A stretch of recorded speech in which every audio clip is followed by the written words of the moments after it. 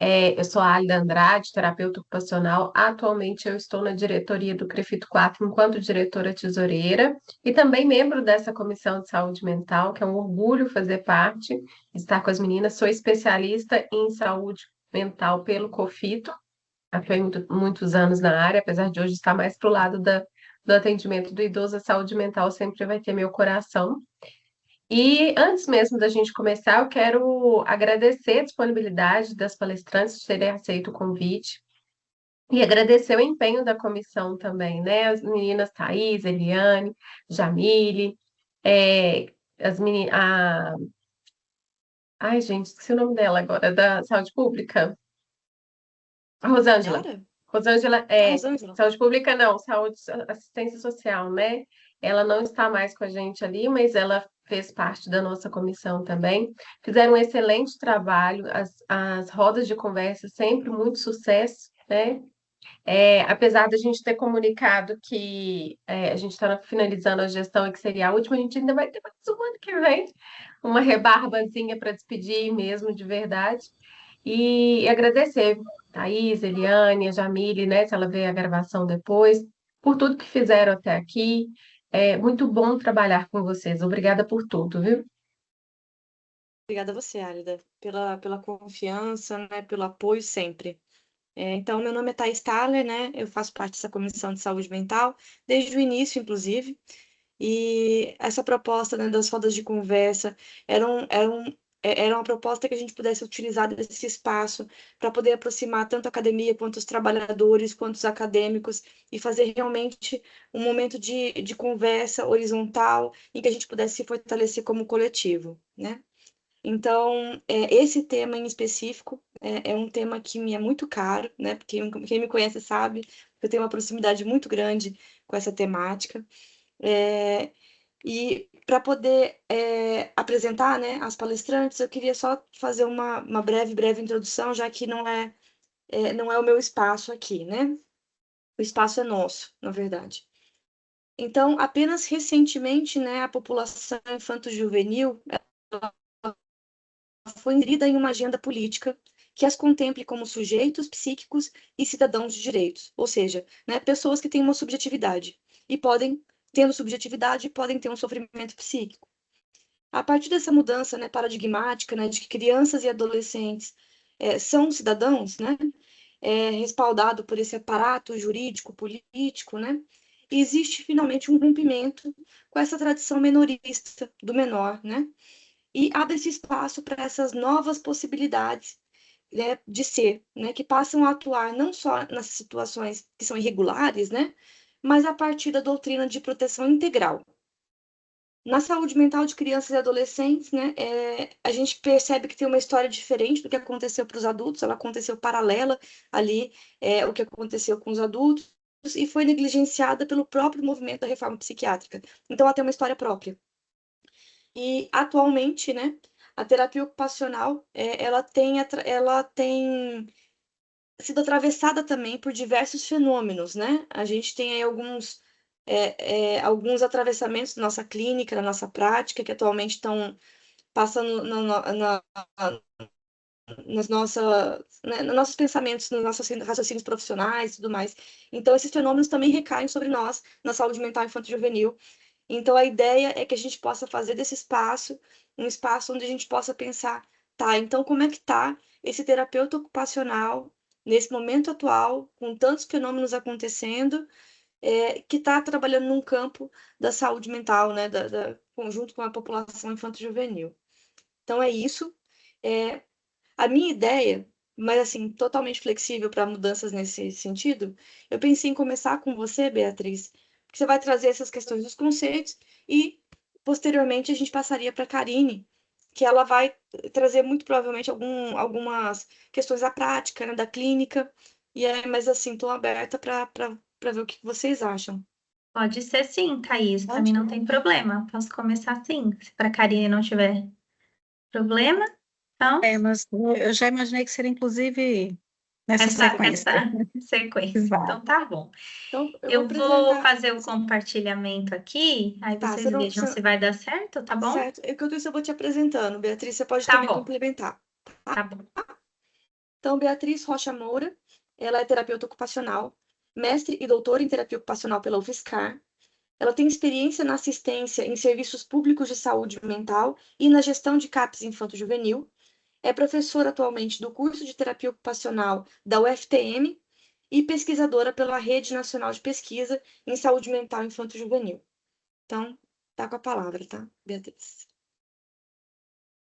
Vocês estão me ouvindo, me vendo? Tudo Sim, certinho? vendo também a apresentação. Apresentação também? Então tá bom. Sim. E eu que acho que não vou conseguir ver vocês, né? Infelizmente tem esse não viés. consigo, né? Não, mas tá bom. Qualquer coisa, vocês, por favor, abram o microfone, podem perguntar, enfim, contribuir, tá? Fiquem bem à vontade.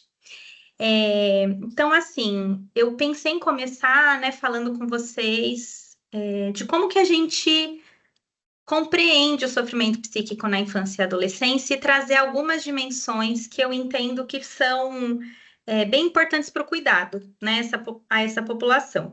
Como a Thais falou, eu vim aí de uma experiência prática de um longo tempo, assim, de experiência prática, tanto na assistência quanto na gestão, né, de CAPS infanto-juvenil.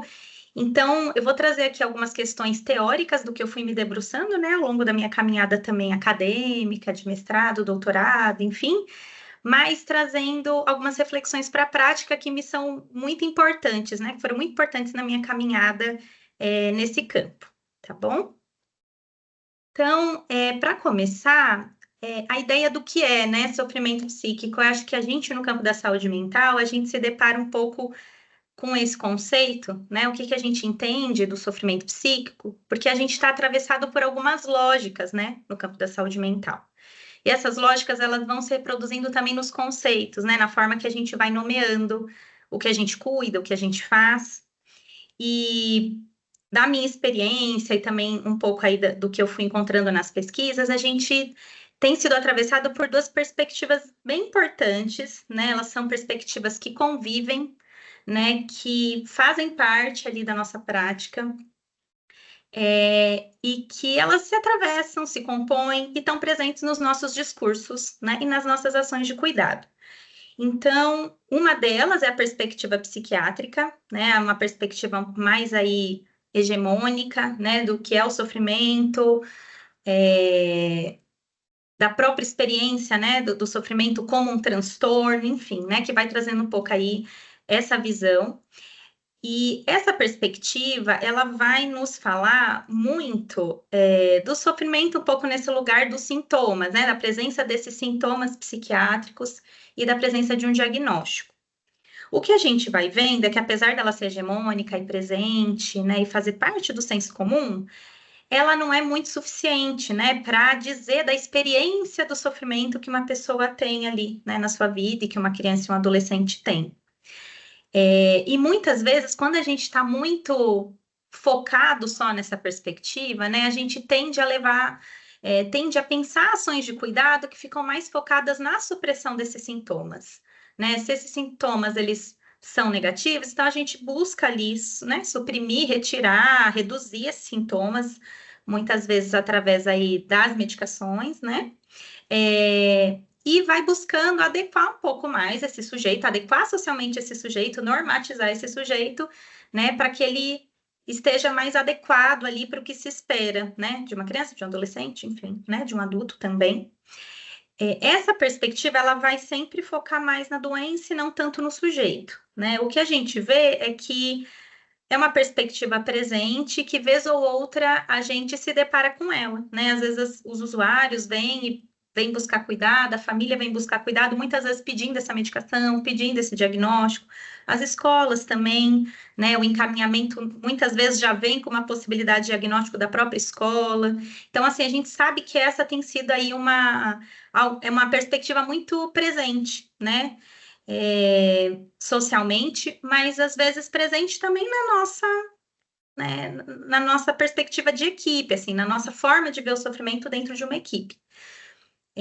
A perspectiva psicossocial, ela vem um pouco para fazer esse contraponto, né? A gente tem muitas críticas quando a gente fala de reforma psiquiátrica, fala da atenção psicossocial, para essa perspectiva, porque ela está muito conectada com a história, né, dos manicômios, com todo esse processo histórico.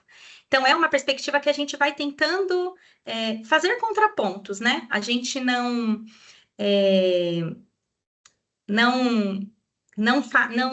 reverte, né? Não substitui, porque ela é uma perspectiva presente, mas é uma perspectiva que a gente está sempre precisando fazer esse contraponto e vendo se a gente não está indo mais, né, para essa questão psiquiátrica de diagnósticos e sintomas e menos para olhar a história do sujeito, seus contextos, suas relações.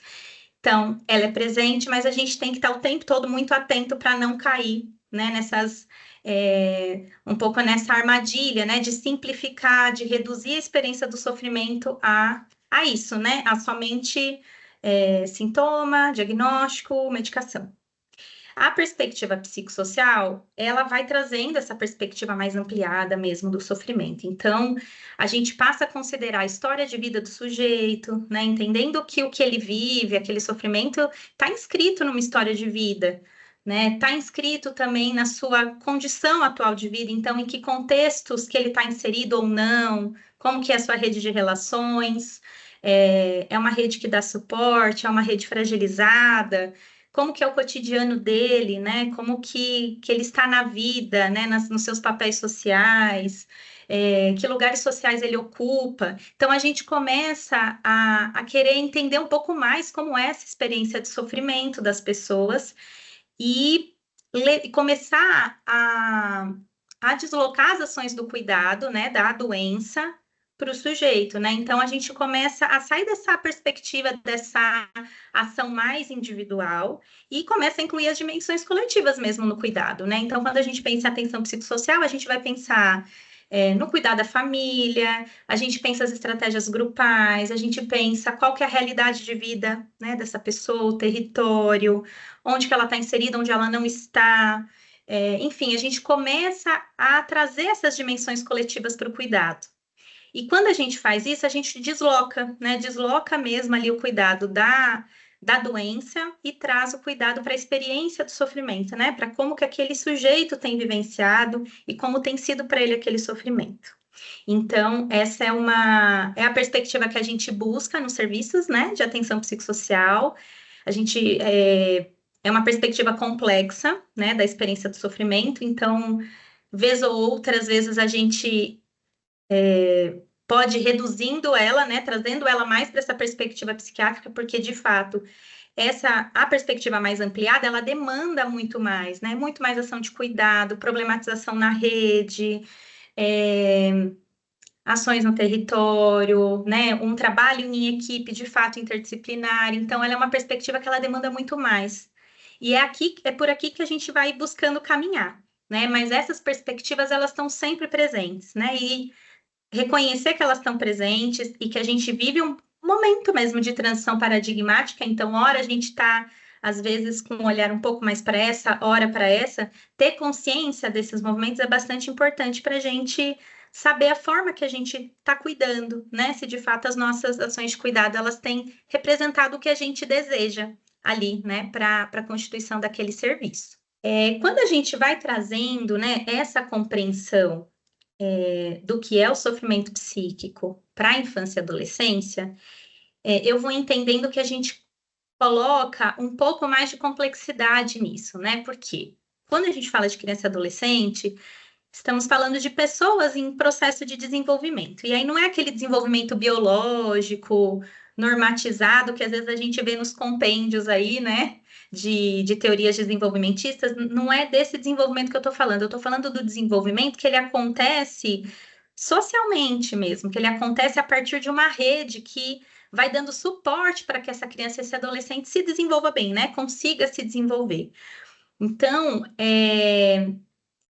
isso vai trazendo uma complexidade a mais para o nosso campo. Então, a gente precisa, né? A gente fala que a saúde mental infanto-juvenil, ela nasce da intersetorialidade, porque é isso, não dá para a gente pensar em cuidar de uma criança ou de adolescente sem pensar nessa complexidade toda que envolve o desenvolvimento de uma criança e adolescente, né? Então, a gente precisa ter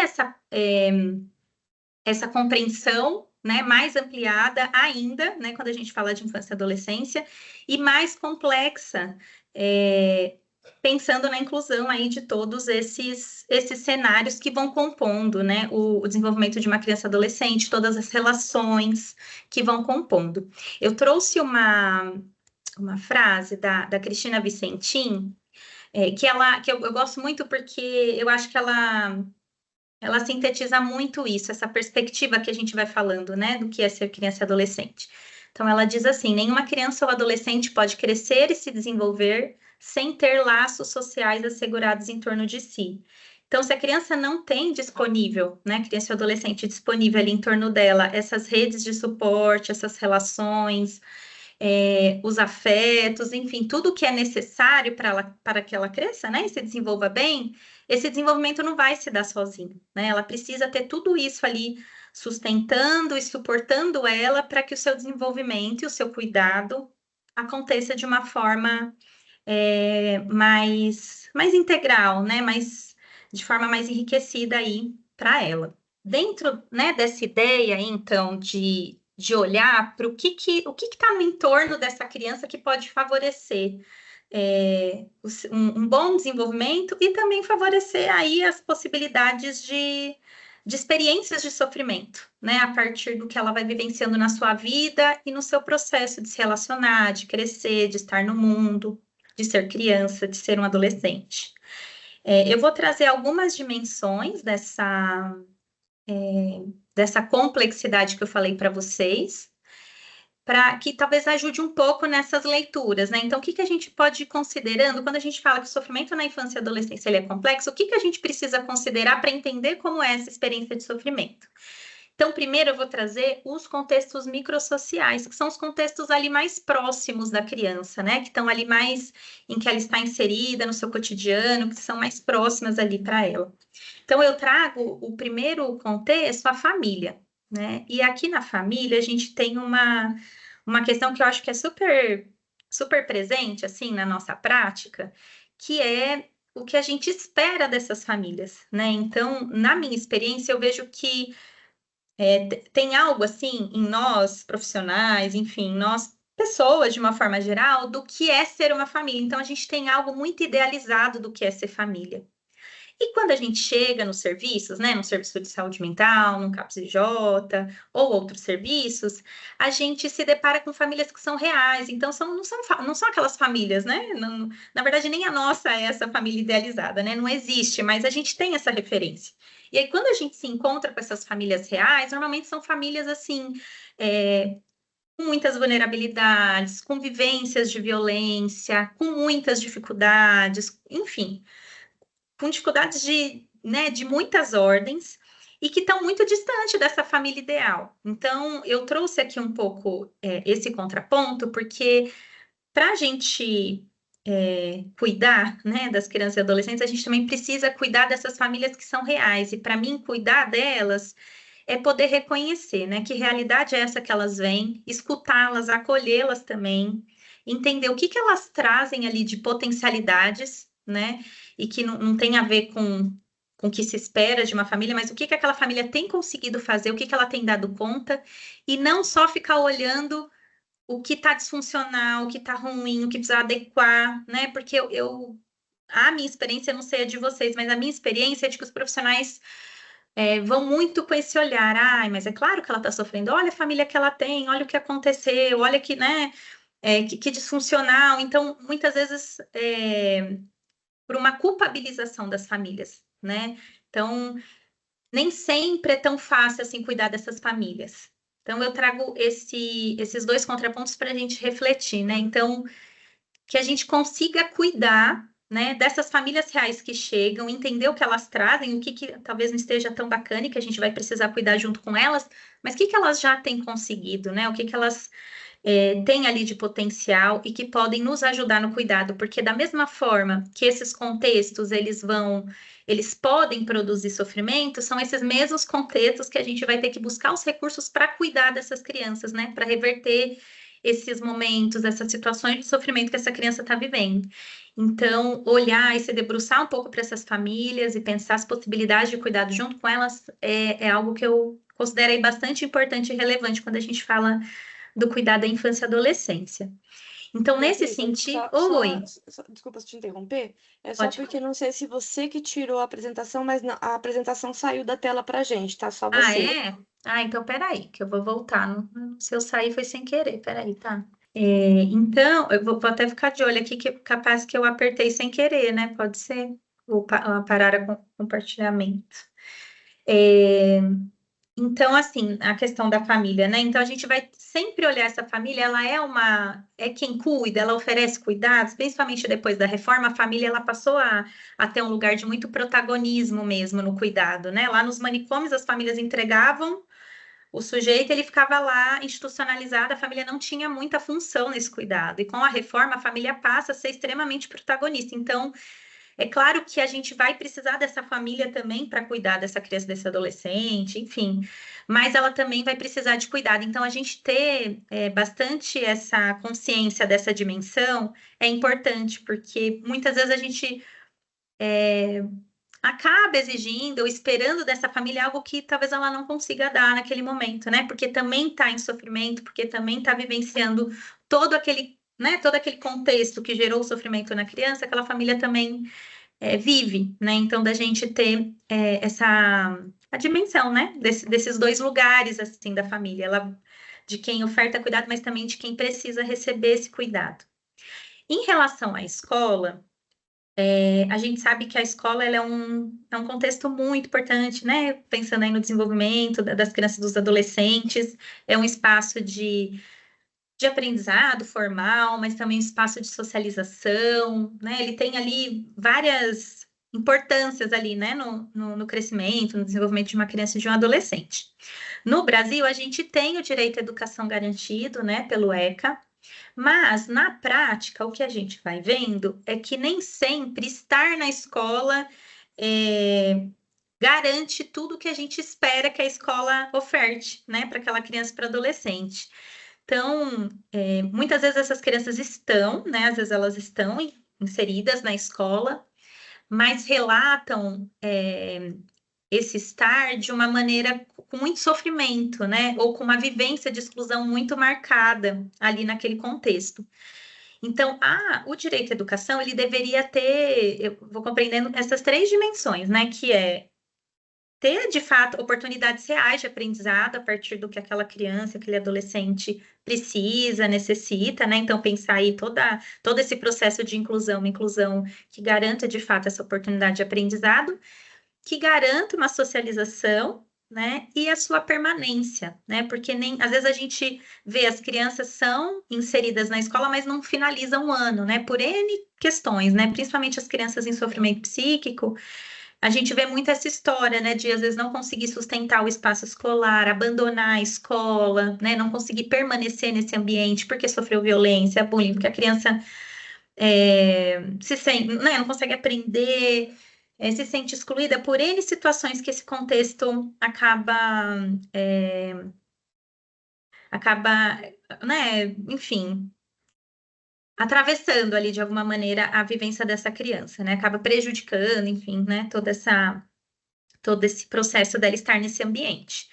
Então, a escola, eu acho que é um contexto também importante e muito complexo quando a gente vai pensar também no cuidado, né? Então, não dá para a gente pensar o cuidado dessas crianças sem poder ter essa articulação, essa proximidade com a escola, né? Às vezes são muitos processos, né, que a gente vai precisando fazer, mas pensar como que vai ser a inclusão de uma maneira singular para aquela criança, que pessoas de referência podem ter ali no momento que ela não estiver bem, que estiver acontecendo alguma crise, enfim. Como que a gente vai pensando os recursos, né, dentro do que a gente tem também na realidade das escolas, né? Como que a gente consegue fazer essa inclusão, ela ser um pouco mais efetiva para as crianças em sofrimento psíquico.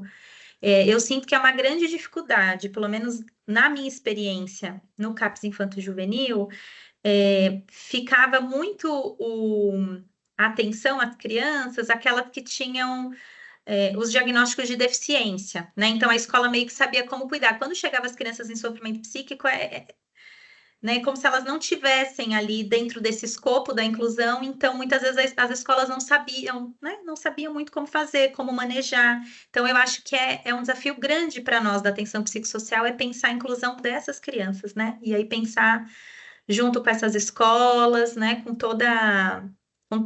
as possibilidades de recursos que essas escolas têm. Um outro contexto microsocial que eu trago é a comunidade, né? Então, o lugar que essa criança vive, o quanto ela se sente pertencente, a relação com a vizinhança, as relações comunitárias, né? Como que é para ela fazer parte desse bairro, né? Desse lugar que ela vive, quanto que ela tem espaços de circulação nessa comunidade, né? Então, uma pracinha, uma quadra, um espaço de brincadeira, a rua, né? Como que ela está nesses espaços sociais aí dessa comunidade, e o quanto que, de fato, essa comunidade ela consegue ser um espaço de proteção, ou se é um espaço de risco, assim, né? Um espaço que pode expor ela a violências, a algumas violações, a falta de recursos em alguns bairros, né? A gente vê que acaba sendo um risco, né, para essa criança também. Então, ela tem espaços de lazer nessa comunidade? Não tem. Então, é uma outra dimensão que a gente vai considerando aí na experiência dessa criança para poder depois pensar as estratégias de cuidado e também a forma de compreender como que ela vive, né? O cotidiano dela, esse sofrimento que ela está expressando.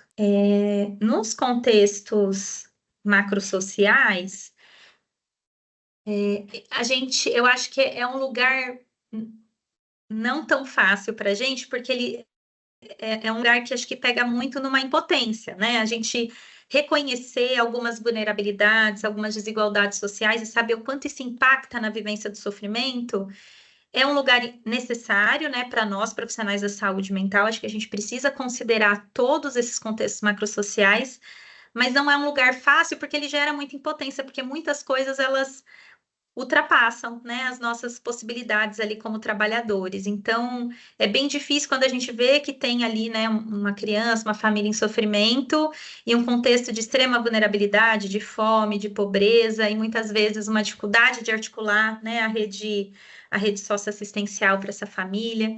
Então, eu acho que são dimensões que elas precisam ser consideradas, mas que elas não são tão fáceis assim, né? Tão próximas da gente trabalhar. Eu trago elas porque eu acho que reconhecer já é muito, né? Já é bem importante no cuidado. Quando a gente recebe, né, um adolescente negro, LGBT, que mora na periferia, a gente consegue entender que ele tem alguns marcadores sociais ali que atravessam a experiência de sofrimento dele e que complexificam ainda mais aquele sofrimento que ele traz. Eu já acho que é muito, né? Então, eu trago esses contextos macrosociais para a gente ter eles ali como chave de leitura também dos sofrimentos, como eles vão se expressando na vida das crianças e dos adolescentes, mas não necessariamente como algo que a gente consiga fazer algo diretamente, como nos microsociais, que é possível pensar intervenções, né? Na comunidade, na escola, na família. Esse aqui, muitas vezes, a gente paralisa, né? São cenários que podem nos paralisar, tá? Então, o que eu vou trazendo de contextos macrosociais? O social, o econômico e o cultural, então, da gente entender, né, onde que está localizada a experiência dessa criança, desse adolescente, onde ele vive, né, que cultura ele traz, como é a condição econômica dele, e saber que o processo saúde e doença que ele está expressando ali, né, essa história que ele está nos trazendo, ela é individual, mas que ela é também coletiva, né? Então, a gente saber que tem mesmo caráter histórico-social ali nos processos de adoecimento das pessoas, né? Considerar essa dimensão. Aqui eu trago os marcadores sociais da diferença, né? Então, raça, gênero, classe, orientação sexual, idade, condição de saúde, o território, né? A localidade que essa pessoa mora, porque esses marcadores sociais, eles vão gerando desigualdades, opressões, hierarquização social, eles vão gerando esses processos que atravessam a vida das pessoas, né? E também produzem sofrimentos. Então, da gente reconhecer que esses lugares sociais existem e que eles adoecem, fazem sofrer, né, as pessoas. E aqui eu trago o conceito da interseccionalidade, né, que a gente tem usado muito ele na saúde mental, porque ele consegue traduzir para a gente essa complexidade que a gente vê na história de vida das pessoas, né? Então, as pessoas, elas são atravessadas por vários sistemas de opressão, né? Então, a gente tem o adultocentrismo, né? Quando a gente fala de criança e adolescente, que eu vou depois falar um pouquinho mais dele. A gente tem os processos de medicalização na infância e adolescência, né? Então, a gente vai trazendo aí para o campo de diagnóstico e de doença questões que não são dessa ordem, né? Que são de ordem social, de experiências de vida. Então, é um outro sistema opressor que atravessa o nosso campo. A própria patologização também, né? Então, aumento de diagnósticos, patologizar comportamentos que são esperados, né, previstos para uma criança, e aí rapidamente é patologizado porque não se adequa, né, àquele ambiente, ao ambiente escolar, ou o que é esperado para ela. O patriarcalismo, né, então o machismo, o patriarcalismo é um outro sistema opressor, né, que atravessa o tempo todo também as experiências de vida. O racismo, a opressão de classe e a heteronormatividade, né? Então, são todos esses sistemas que eles vão se expressando na vida das pessoas, né? As pessoas também sofrem por estarem sendo atravessadas por esses sistemas de opressão, né? E com isso a gente vai complexificando tanto o nosso olhar quanto a compreensão mesmo para o que é a experiência de sofrimento que aquela criança, aquele adolescente, aquela família está nos trazendo. Aqui eu vou trazer um destaque para o adultocentrismo, porque é algo que eu tenho olhado muito, assim, né? Considerado muito nas minhas práticas e até nas aulas que eu dou, que eu acho que é um lugar que a gente precisa rever muito, porque é um lugar bastante naturalizado, né? Que é da gente tirar o poder, né, das crianças, assim, né? Tirar a voz das crianças. Então, a gente tem uma tendência, né? Então, a gente vai fazer um acolhimento de uma criança, de um adolescente no CAPS. É muito comum os técnicos conversarem só com a família, né? Com o familiar que veio acompanhando, não conversar diretamente com a criança, não perguntar tanto para a criança. Então, a gente faz muito isso, né? Vai fazer o projeto terapêutico singular, discute com a mãe, né? Não discute com a criança para entender o que ela gosta, o que vai fazer sentido para ela, né? O que ela espera, né? O que ela quer do CAPS, enfim. Então, eu acho que isso... Eu reconheço muito esse atravessamento do adultocentrismo na nossa prática, depois que eu fui estudando ele, eu fui relembrando de muitas cenas que eu vi, o quanto que a gente faz isso nesse lugar naturalizado, né? Acho que o adultocentrismo, assim como o machismo, o racismo, ele também é estrutural, então a gente reproduz sem nem perceber, né? Então, essas decisões, né, que a gente vai tomando pelas crianças sem consultar elas, sem ouvi-las, as reproduções desse sistema opressor, né? Então, quando a gente decide pelas crianças sem considerar o que elas sentem, o que elas pensam, o que elas precisam, quando elas são privadas, afastadas, né? Quando a gente não consegue ofertar as oportunidades variadas que ela precisa, né? Para ela se expressar, para ser quem ela é, né? No mundo. Quando elas são pressionadas, são forçadas, comparadas ou classificadas, né? E acho que vem muito essa questão dos excessos de diagnósticos que hoje a gente tem vivenciado na infância e adolescência. Tudo isso são experiências desse poder adultocêntrico sobre a vida dessas crianças, né? E isso tudo vai acontecendo no cotidiano delas, nos diferentes espaços em que elas estão, né? Então, na escola, na família e muitas vezes nos próprios serviços de saúde, tá? E aí o que eu quero destacar aqui, que as crianças, elas são atores sociais e autores de suas vidas. Elas têm conhecimentos, têm sabedoria e têm repertórios próprios, diferentes dos que são dos adultos, mas elas têm, né? Elas têm a sua forma de ver, de compreender, de sentir, de nomear e de contar o que é a vida delas, o que elas vivem, o que passa, né, com elas. E para isso, a gente, como profissionais, né, a gente tem que estimular o protagonismo e a participação delas mesmo na vida cotidiana, né? Então, elas precisam ter esses espaços de participação na família, na comunidade, na escola, nos serviços públicos, onde elas estejam, né? Porque elas, tendo as oportunidades, elas vão exercer espontaneamente, né? Essa sua expressão, né?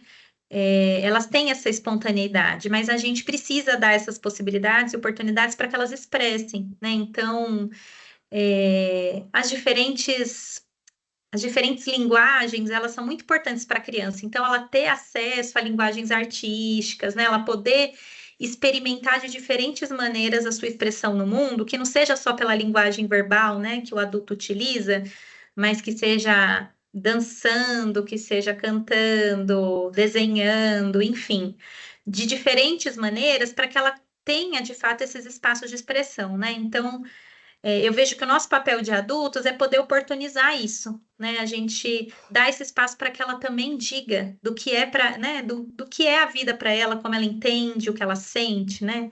E como que ela vive, né? Tudo que acontece ali no seu dia a dia. Aqui eu trouxe 3 processos sociais que eu acho que o campo da infância e adolescência tem sido atravessado. E que tem sido muito presentes na nossa clínica, né? Como TOs, como profissionais da saúde mental, infanto-juvenil. Então, eu vou falar um pouquinho de cada um deles. Eu trouxe esses 3 que, para mim, acho que têm sido os mais marcantes, assim, né? Do que eu tenho visto aí na prática, do que eu já vivi, do que eu ainda acompanho. Então, o primeiro é falar um pouquinho da medicalização, né? Então, a medicalização é quando a gente vai transformando, né, processos que são sociais, subjetivos ou comportamentais, vai transformando eles em questões biomédicas, né, que podem ser cuidadas pela medicina, né? Então, a gente vai transformando essas situações, esses momentos, esses fenômenos em patologias, em transtornos, e vai intervindo sobre essa criança, né, esse adolescente. Então, a criança está vivenciando um contexto de violência, aí ela começa a ficar agressiva na escola, aí ela passa num médico, num serviço de saúde, e aí ela recebe um diagnóstico e é medicada, né? Então, a gente não cuidou de fato do que gerou, né? Do que tem gerado aquele sofrimento, aquela expressão de agressividade naquela criança. A gente foi e medicou um comportamento, a gente trouxe para o individual uma questão que não é individual, né? É do contexto, é do momento ali que ela está, né? Da situação que ela está vivendo na vida, né? Então, esse processo de medicalização, se a gente não tem aquele olhar ampliado que eu fui falando no começo, né? Esse olhar mais psicossocial, né? De fato acolher a história de vida, a experiência, entender que criança é essa, onde ela está inserida, suas relações. Se a gente não faz toda essa, não traz todas essas dimensões para compreender o caso, é muito fácil a gente fazer isso, né? Então, a gente pegar uma situação e cuidar ali do que chega, né? E aí ir para o caminho dessa medicalização. Aqui eu vou trazer um destaque, assim, para a gente refletir um pouquinho como que o uso dos medicamentos mesmo, né? Que lugar que eles têm ocupado nos projetos terapêuticos das crianças. Muitas vezes eles vão entrando como estão ali num primeiro plano, né? É pensado como a primeira ação, um primeiro plano ali de cuidado para a criança, e em alguns momentos é até reduzido a isso, né? Então não é em todos os serviços, em todas as realidades, mas isso tem acontecido, né? Isso infelizmente tem acontecido, de ser reduzido o cuidado ao medicamento, ou, se não reduzido, até coloca, às vezes, a criança em alguma atividade, mas o medicamento, ele entra como um primeiro plano ali, né? Como se fosse algo mais importante ali do cuidado. E na verdade, não é, né? O medicamento, ele é mais é um recurso, né, que a gente tem, que pode apoiar, se bem feito, bem, né, bem avaliado, acompanhado, com bastante critério. Ele pode ser um recurso, né, mas ele não... Ele está longe de responder à complexidade toda de cuidado que um caso como esse precisa. E aí, essa reflexão que eu trago, né? O quanto que a gente tem conseguido, que lugar que a gente tem dado, né, para a questão dos psicofármacos mesmo no cuidado, se eles ficam muito em primeiro plano, ou se as intervenções, as estratégias psicossociais, elas assumem mais à frente do cuidado, né? Então, para a gente pensar um pouquinho como que está isso na nossa clínica, né? Como que esse uso tem sido feito. A questão da mercantilização, eu trouxe uma reflexão, a gente tem uma uma TO, né, muito querida, que é a Amanda Fernandes, que ela tem feito muitas pesquisas sobre isso, assim, ela fez recentemente, né, uma pesquisa muito interessante sobre a indústria do autismo, ela tem trazido os rebatimentos para a terapia ocupacional, principalmente dessa questão, né, a gente tem vivido esse fenômeno na TO, das clínicas de autismo, né, do quanto que muitas, né? Tem muitos estudantes que já entram pensando em ir para o campo do autismo, outros já saem, já vão, né? Já vão sendo contratados por essas clínicas e a gente vê um esvaziamento dos TOs em serviços públicos, né? Então, eu posso dar um exemplo. Lá na cidade de São Paulo, que é onde eu trabalhei, né? Fiquei por muito tempo. Recentemente, a gente perdeu vagas de TOs na atenção básica e foi uma luta de muitos anos, né? A gente conseguir essas vagas de TOs na atenção básica lá na rede. E recentemente a gente perdeu, né? Foi substituído por outros profissionais porque a gente não tem TOs, né? TOs mesmo prestando, indo trabalhar, né, nas vagas. Então a gente tem vivenciado esse cenário que tem atravessado bastante, né? O nosso campo. E o que a gente percebe? Que esse foco que a gente tem vivido, essa questão mais mercadológica do autismo, ela tem levado a um caminho que é ampliar lucro, né? O lucro mesmo, né? Das pessoas, o poder, e não ampliar os direitos e qualificar o cuidado das pessoas autistas. Então, isso é um fenômeno que a gente tem passado, que tem sido bem preocupante, né? Quando, né, a política pública ela começa a se fragilizar, isso, quando a gente não consegue garantir esses direitos, o mercado começa a ganhar força, é o que a gente vê acontecendo com o autismo. Então, acho que só para dizer, né, que a TO ela tem sido atravessada por isso, então a gente está com essa expansão imensa de clínicas privadas, muitos cursos sendo oferecidos, né, a oferta também de produtos e bens de consumo, né, para essa questão do autismo, e o próprio uso do autismo como uma estratégia de marketing, né, em algumas empresas, então tem sido aí um cenário né, que tem atravessado muito a nossa clínica como TO e também impacta nos serviços, né? Porque a gente tem visto muitas famílias indo buscar, às vezes, nos CAPs. Eu vim aqui para buscar o ABA, vocês têm ABA, né? Ou no SER também, que é um outro serviço que tem acolhido muitos autistas, né? Na rede, e aí as pessoas indo buscar isso que o mercado tem dito que é o melhor, né? O melhor ali para oferecer para essas crianças. Então, esse é um cenário que a gente vive. E eu vou trazer um último, que é o da... Gente, só um minutinho aqui. Que é o da judicialização, que acho que já deu tempo, não deu, tá? Thaís, Deu tempo, mas pode Deu. finalizar. Eu vou só finalizar esse, aí eu já... o último cenário que eu quero trazer para vocês, né, que acho que a gente vive também no campo da infância e adolescência, é da judicialização. Aí aqui a gente está falando de um outro perfil de usuários, né, que são aqueles que ficam aprisionados nos circuitos bem cronificantes, né, de institucionalizações.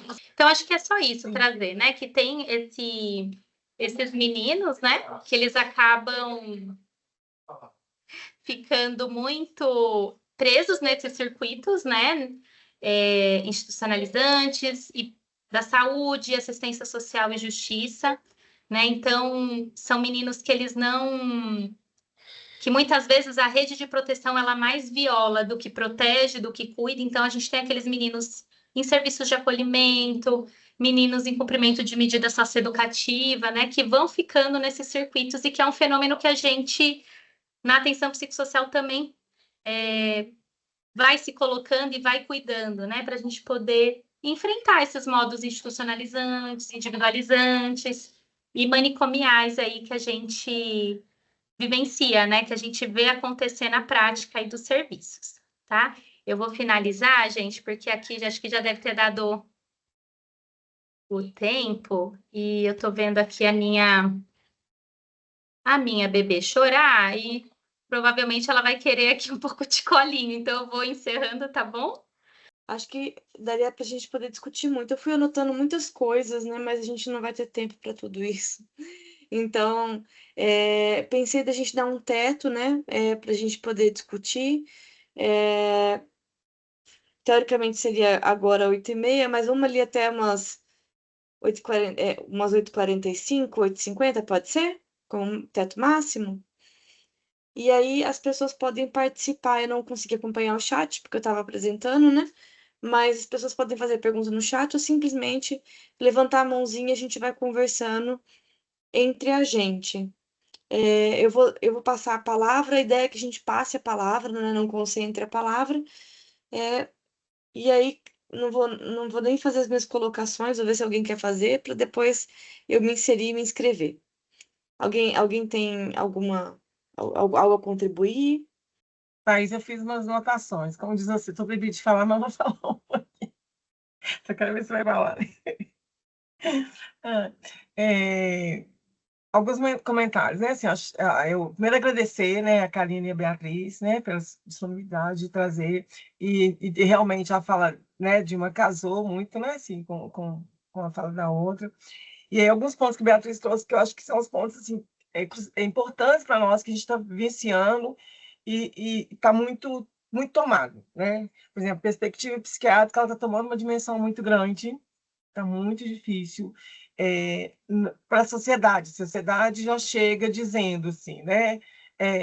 Já tem diagnóstico, por que isso? Eles vão lá, pegam um diagnóstico, mas onde tratar? Aí chega na rede, assim, já tem um diagnóstico, e diagnóstico já tem. Eu preciso agora dessa medicação, desse atendimento de fono semanal, né? Fono ABA, psicologia comportamental e TO integração sensorial.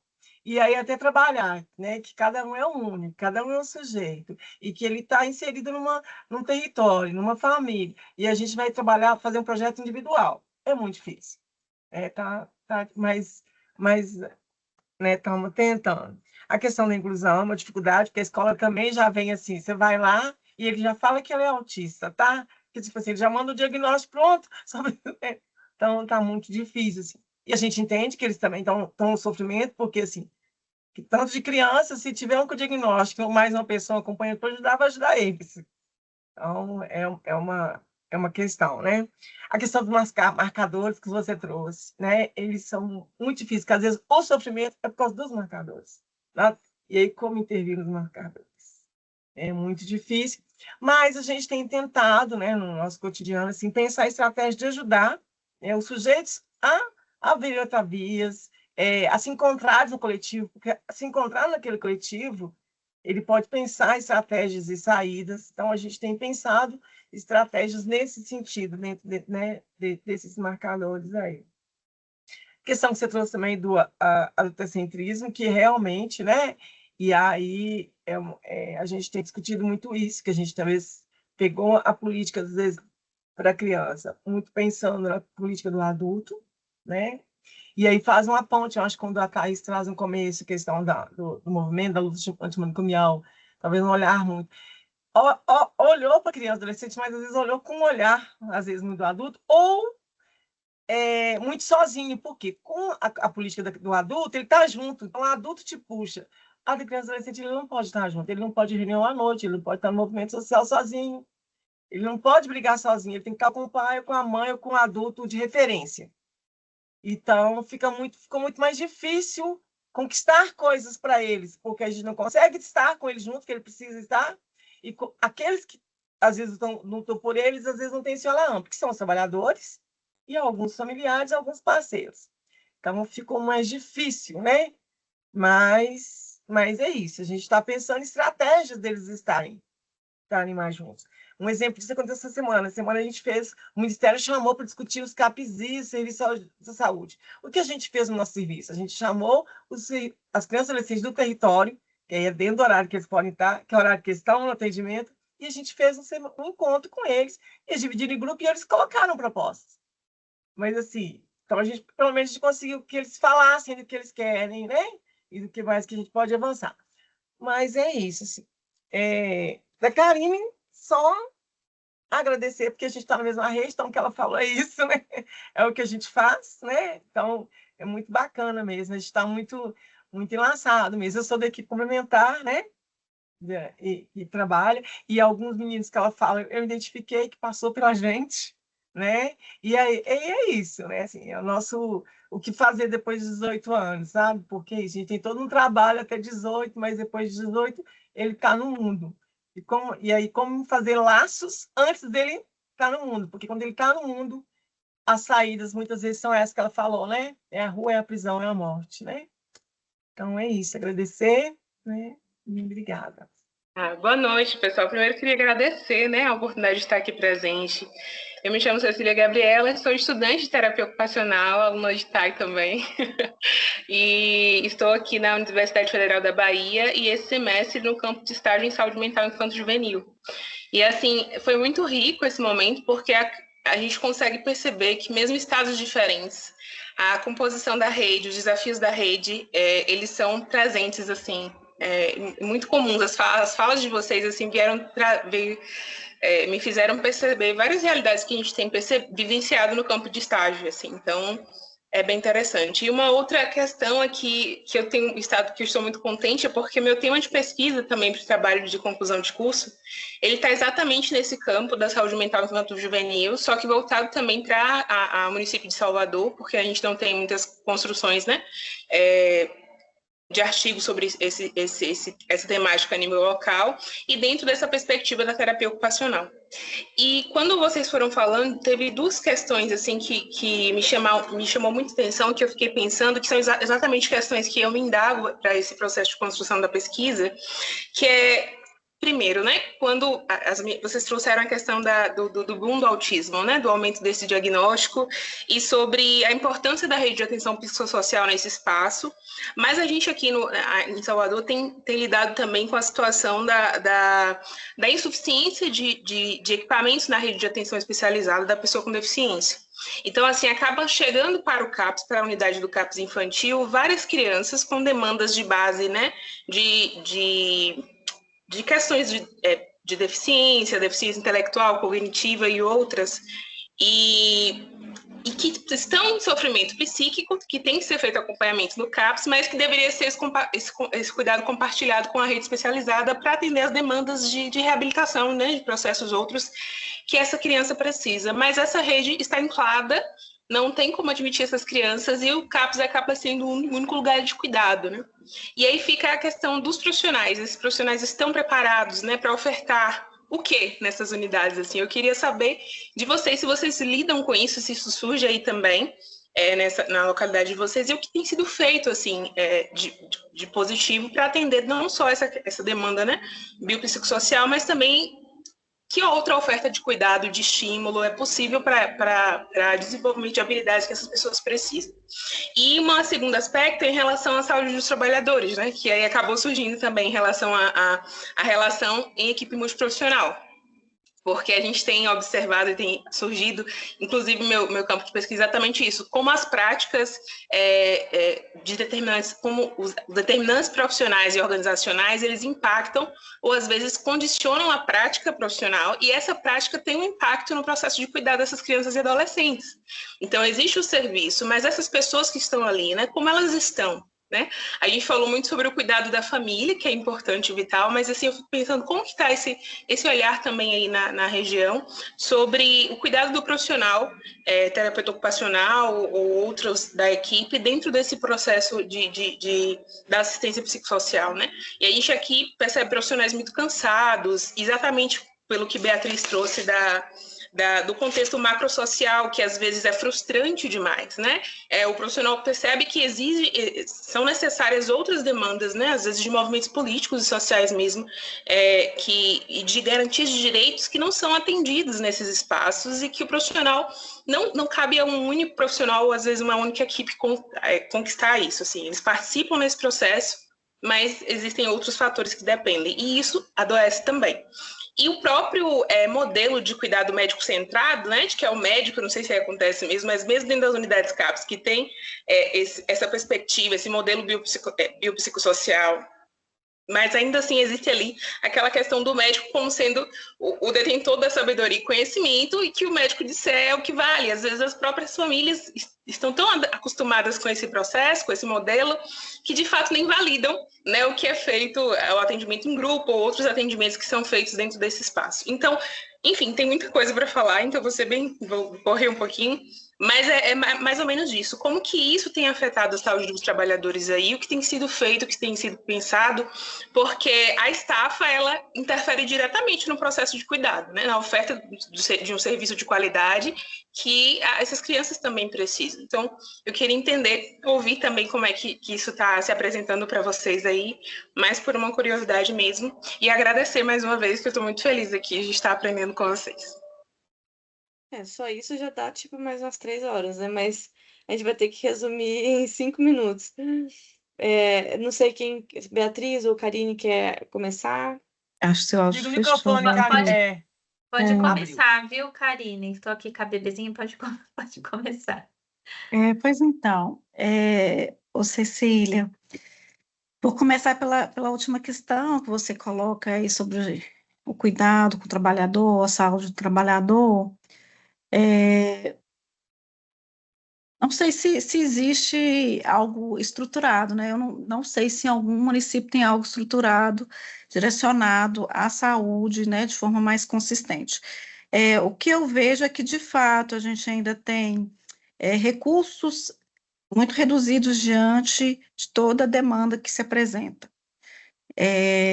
Então, isso traz mesmo uma sobrecarga. A gente tem estruturas físicas muito, muito inadequadas, né? Então, eu acho que isso também traz questões que repercutem, né, sobre as condições de trabalho, sobre a saúde propriamente dita.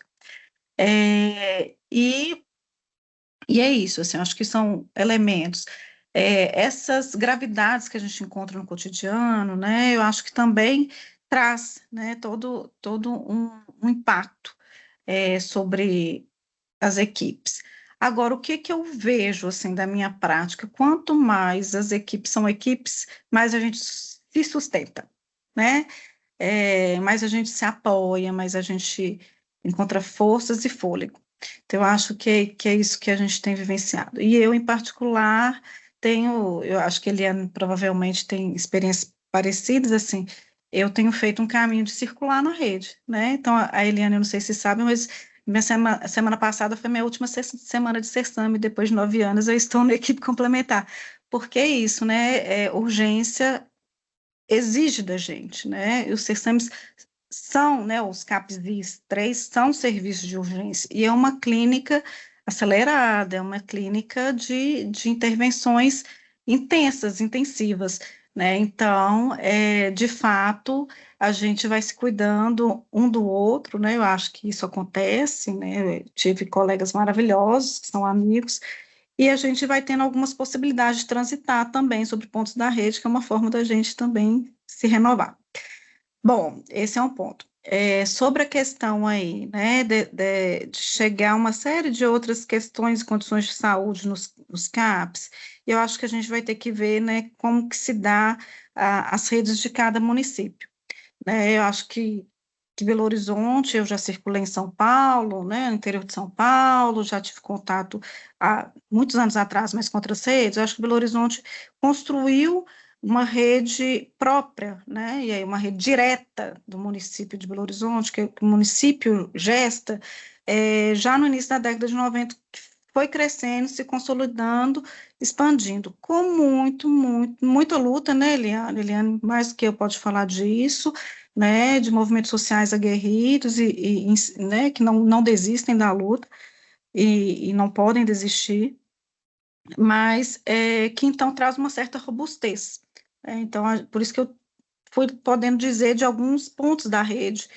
E aí, esse debate entre a reabilitação, né, os centros especializados e a RAPS, ele existe aqui, existe um tensionamento. Existe, inclusive, aí eu vou me arriscar a dizer, né, uma disputa de para onde que vai o dinheiro, né, para qual política vai conseguir pegar o dinheiro do nível federal né, e também se expandir, porque lá, né, o cobertor é curto lá e o cobertor é curto cá. E aí o que a gente tem proposto e tem conseguido construir de saídas, assim, são os fóruns de construção, né? Então, essa semana eu participei de um matriciamento ampliado da criança e adolescente na minha regional, que estava sentado, CERSAME, Acho da Saúde, Centro de Saúde Complementar, CREAB, que é o centro de referência, colega do núcleo que hoje são chamadas equipes multi, mas que é no NASF, no fim das contas. Então, esses fóruns que têm sido aí um pouquinho da construção no micro, das saídas possíveis, para a gente não ficar capturado pela disputa, né? Porque a nível de gestão eu acho que existe disputas. Não sei se eu te respondo, mas é isso. Muito bem colocado. Beatriz, eu acho que a gente vai ter que ir fechando. Se você quiser fazer algum comentário. Eu achei que a Karine caminhou muito na linha do que eu fui pensando mesmo, né? Acho que é isso, estar em equipe é um jeito da gente se cuidar e é um jeito possível, né, que está nas nossas mãos, mas eu acho que a gente tem que fazer tensionamentos para ter supervisão clínica institucional, a gente tem que estar sempre fazendo esses tensionamentos com a gestão, porque para que a gente tenha um pouco mais de ferramentas de cuidado, porque o nosso cuidado, ele é muito... A gente é a própria ferramenta, né? O trabalhador é a própria ferramenta de cuidado, então a gente, tudo que for possível tensionar para que esses trabalhadores recebam de cuidado, acho que é importante. Eu acho que a supervisão é muito legal, as reuniões de equipe, a equipe poder se apoiar nos momentos, acho que são estratégias, né, ali possíveis. E da rede, essa questão né, da questão da deficiência intelectual, a Cecília falou, eu lembrei que quando eu estava na gestão do CAPS, a gente vivia muito isso. Na época, o ser não existia ser 3, né, o ser da forma que está organizado hoje. Então, a gente tinha só um centro de reabilitação e as questões de deficiência intelectual não tinham lugar na rede. Eu lembro que vinham muito para o CAPS essas demandas, e a gente, como serviço, a gente começou a ter essa consciência. Olha, não dá para a gente assumir todos os buracos da rede, senão a gente não vai cuidar do que é nosso, assim, né? Querer abraçar tudo. Então, a gente... Claro, os meninos que tinham um sofrimento psíquico, independente do diagnóstico, né? Se era deficiência intelectual, independente do que seja, havendo um sofrimento psíquico mais intenso, a gente cuidava, mas aqueles que tinham uma questão muito específica ali da deficiência intelectual, a gente ia tensionando, né? A gente ia tensionando a prefeitura, ia mandando os casos, mas a gente começou a não assumir tudo, porque a gente começou a perceber isso, que assumir tudo, a gente não conseguia cuidar dos graves depois, né? Encher o serviço de muitas demandas que não necessariamente eram nossas, gerava prejuízo em cumprir a nossa missão ali como CAPS. Então, eu lembro que foi uma discussão que a gente fez na época. Hoje, com o SER, ele tem sido melhor, eu tenho visto isso melhor nos territórios, né? Mas antigamente isso era um problema bem grave que eu vivia na rede que eu trabalhei. Então, acho que só para complementar e agradecer muito, foi muito bom ouvir a Eliana, né? Resgatando aí tudo, trazendo as ressonâncias que tiveram com a prática dela. Foi uma delícia ouvir a Karine também. Fui lembrando dos casos que eu acompanhei no CAPS, que aí são histórias que se repetem, né, Karine? Infelizmente, nos diferentes cenários, diferentes municípios. E agradecer muito a oportunidade de estar aqui com vocês, né? Vontade de conversar mais um tanto mesmo. E é isso, muito obrigada, viu? A gente que agradece. Eu só queria responder uma dúvida que ficou em aberto aqui, eu não estou conseguindo resgatar no chat, sobre como é que faria para fazer esse encaminhamento, né, de uma rede privada para o SUS. De uma maneira geral, a gente pede sempre, né, que a gente faça esse cuidado e encaminhamento para o centro de saúde de referência daquele usuário, porque se a gente encaminha para um serviço de urgência, esse usuário pode ficar perdido depois na rede, né? Então, às vezes, ele recebe uma alta de um serviço de urgência e ele fica solto. Mas se a gente faz o encaminhamento para aquela unidade básica, a tendência é que essa unidade básica vai sempre estar resgatando onde ele está, em que pé que está, e esse cuidado fica em alinhamento, né? Esse usuário não fica descoberto. Então, a ideia é que é essa, que vocês busque qual que é o centro de saúde de referência daquele usuário, faça o encaminhamento para lá e, posteriormente, pode investigar, né, se ele está em algum momento de crise, qual que seria o serviço de urgência também de referência daquele usuário. Queria agradecer muito, né, a participação, é um tema que a gente poderia conversar muito, até só da indústria do autismo já daria um pano para manga, como é que a gente faz, como é que a gente está pensando nesses atravessamentos, né, de como é que a arte e cultura hoje, para a gente, terapeutas ocupacionais, não é aquele lugar que é centrado dentro de uma sala de 4, né, o setting virou cidade, quando a gente fala de campo da saúde mental. Então, a gente poderia passar horas aqui conversando, né, mas eu acho que só de ter colocado isso, né, como um tópico, né, no CREFITO, né, e ter tido essa adesão, essa conversa, eu acho que já é uma grande vitória aí para nós, né. Respondendo também a uma dúvida, esse encontro vai ficar parcialmente gravado e disponibilizado. Por que parcialmente? Porque teve muitos, na apresentação, principalmente da Karine, tem a apresentação de casos clínicos, né? Então, isso não vai ficar disponibilizado posteriormente, tá? Só para esse encontro daqui. E é isso. E Muito, a muito imagem das obrigada. crianças também, né? Eu acho que um ponto foi eu que pedi Isso. para não expor a imagem das crianças, né? Isso. Porque ou eu não ilustrava ou as É. expunha, e eu acho que não é correto. E nesse espaço aqui, né, que essas imagens foram muito, muito significativas, né? Bem simbólicas ali. Karine, você Aí, quer falar mais eu alguma acho, coisa? Liana? Pode falar. não, eu acho, não sei se consegue colocar no chat, eu acho que aquele trabalho, né, que vocês fizeram lá da UFSCar, eu acho não sei se todo mundo tem conhecimento, né, da indústria do autismo, eu acho importante ler, eu acho que foi muito, muito importante ler, se qualquer indicação, vocês colocam no chat. Tem um. Eu lembrei também, tem uma apresentação que a Amanda fez para Abraço São Paulo. E foi tão legal e a gente gravou. Eu vou tentar encontrar para mandar para vocês, porque ela falando da indústria do autismo, ela traz todas essas dimensões, é muito legal. Deixa eu só ver se eu consigo, aí eu coloco aqui para vocês. Esse encontro foi feito pelo Crefito 3, se eu não me engano, né, Beatriz? Esse que a gente organizou pela Abraço São Paulo mesmo. Foi pela Brato. Esse Tá. da Amanda Aham. foi já até encontrei aqui, ó. Vou pegar o link para vocês. Só um minutinho. Esse encontro aqui da primeira parte, né, da Beatriz, vai estar disponível depois de um tempo no YouTube, no canal do Crefito 4. Lá estão todas as rodas de conversa de saúde mental que tiveram. Então, a gente teve temáticas diversas: redução de danos, a gente teve sobre a questão da raça e da saúde mental, de LGBTQIA+, também, e a saúde mental, todas essas temáticas maiores, assim, não vou me lembrar de todas, mas estão todas gravadas no canal do YouTube do Crefito 4. Então, a Beatriz compartilhou aí. Esse link é bem interessante para quem tiver disponibilidade para assistir, que fala sobre a questão da indústria do autismo. É uma terapeuta ocupacional que tem se debruçado sobre isso no pós-doc. E ficou incrível essa apresentação. Vale muito a pena para quem puder assistir, tá? Eu encontrei também o artigo, tá? Dela. Eu vou mandar. Estou com ele aqui, o link. Eu vou colocar também para quem tiver interesse. Bom, é isso. Muito obrigada, gente. Se Karine, se quiser também se despedir, Eliana, né? Eu agradeço muito a parceria de todos vocês e muita gente que sempre acompanha as rodas de conversa. Acho que sempre são momentos muito ricos, assim, né?